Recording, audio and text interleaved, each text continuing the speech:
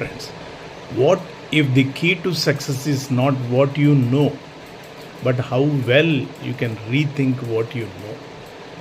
The problem with certainty, my dear friends, we all love being right.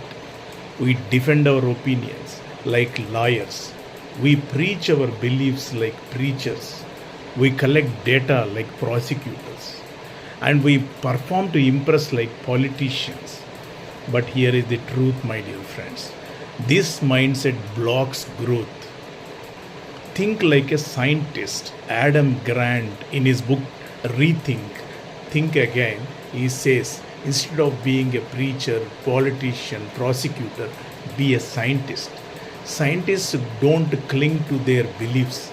They test them, they update them, they admit when they are wrong.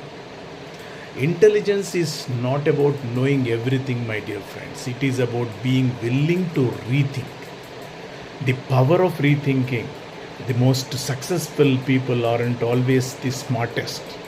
They are the ones who can unlearn, relearn. Ask yourself, when was the last time I changed my mind? Am I open or just stubborn? Because growth begins where certainty ends, my dear friends. The danger of overconfidence.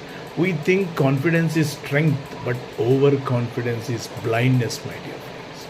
When we say, I know, we stop learning. Adam Grant calls it the armchair quarterback syndrome.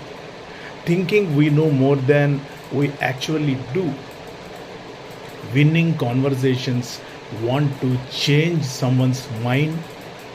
Don't argue, my dear friends. Don't attack. Instead, ask questions. Listen deeply. Find out the common ground. Because people don't change when they feel they are attacked. They change when they feel understood. Build a rethinking culture, my dear friends. Great leaders don't just teach, they encourage questioning. They say, challenge me. What am I missing? That is how innovation happens. The rethinking habit, your opinions are not your identity, my dear friends. They are just your current thoughts. So don't be afraid to say, I was wrong.